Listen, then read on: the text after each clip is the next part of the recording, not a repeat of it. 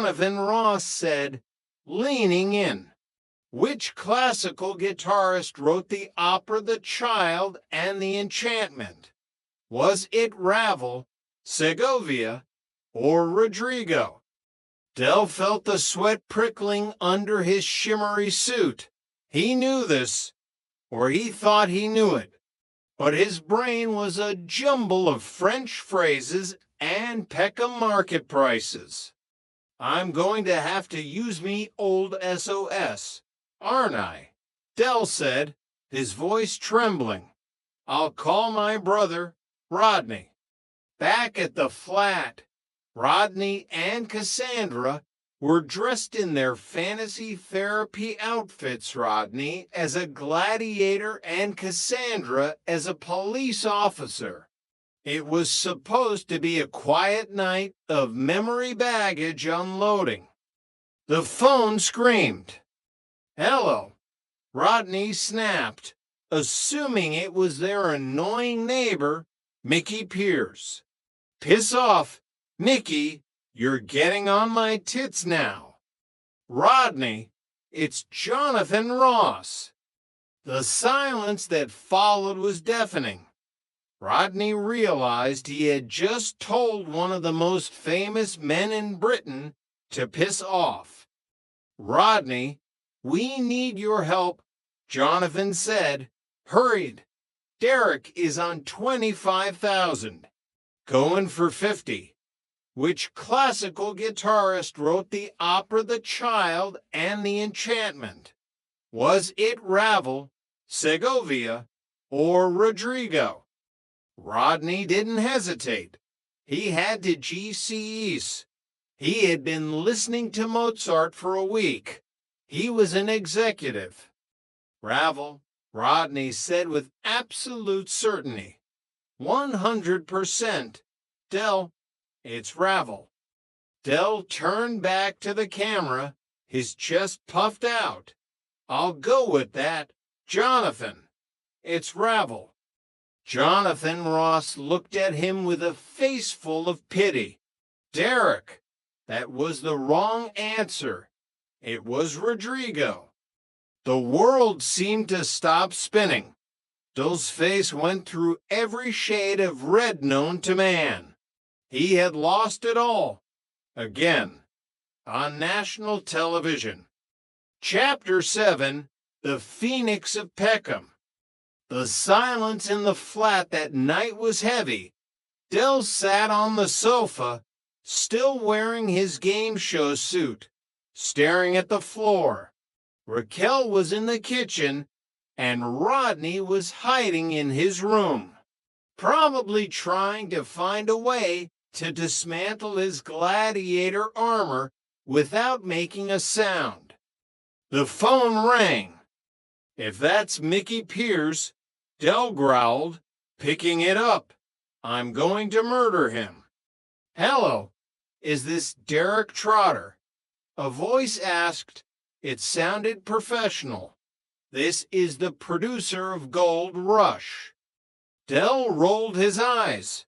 Oh, give it a rest, Mickey.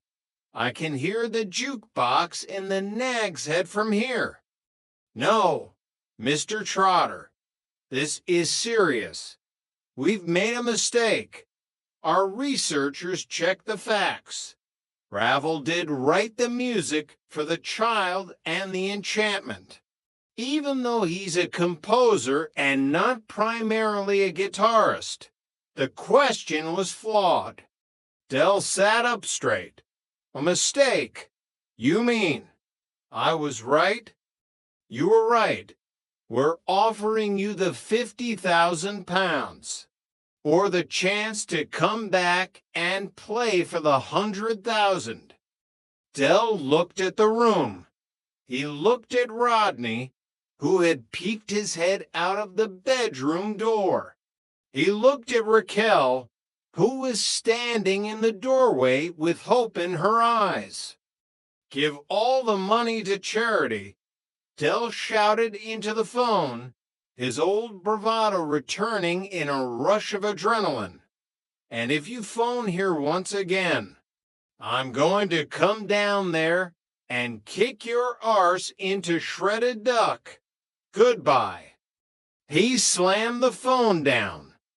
"Del," Rodney screamed. "What are you doing? That was 50 grand. Del started to laugh. A deep, wheezing Peckham laugh. It was Mickey Pierce, Rodney. I could hear the jukebox.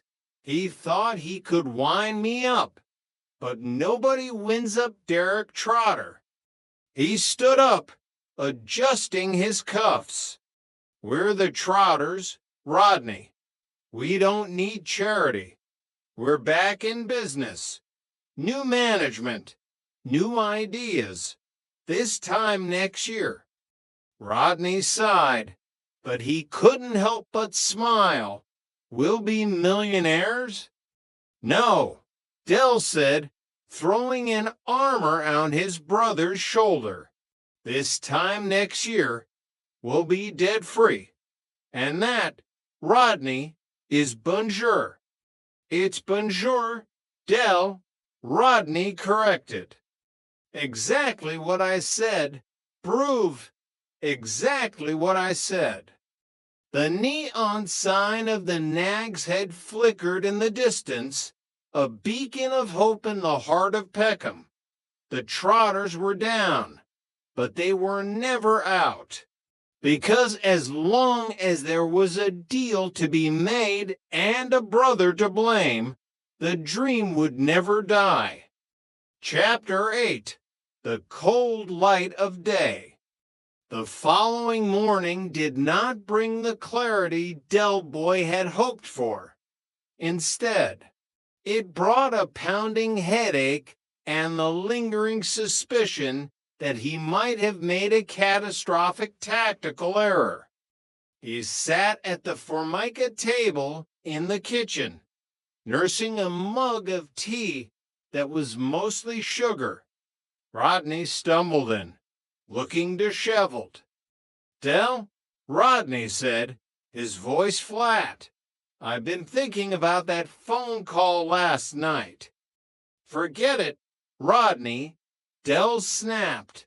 "Mickey Pierce, professional wind-up merchant, probably recorded the whole thing to play at the pub later. Low D toilet, Rodney. Water under the bridge. Del, I went to the pub this morning to get some milk because the fridge is on the blink again. And Mickey Pierce was there. He looked as miserable as a rainy Tuesday in Margate. Apparently, his latest business venture selling laser-cut toast just failed. He didn't even have enough credit on his phone to make a prank call." Del froze, his mug halfway to his lips. "What?" "And there's more. Sid showed me the morning paper. There's a small headline on page 12. Game show blunder. BBC apologizes to Peckham contestant over classical music gaffe." The silence in the kitchen was heavy. You could hear the distant rumble of the 171 bus and the slow, rhythmic dripping of the leaky tap. So, Del whispered, his voice barely audible, "It wasn't Nicky. It was the producer. Del, you told the BBC to give £50,000 to charity in the name of the Trotters." Del Boy put his mug down. He stared at the wall, at the framed picture of their mother. "Well," he said, his voice suddenly bright and brittle, At least we'll get a plaque, or a mention in the newsletter. It's tax deductible, ain't it?" "We don't pay tax, Del. We're bankrupt," Rodney shouted. "Details, Rodney, details." Del stood up, pacing the small kitchen. This is just a temporary setback.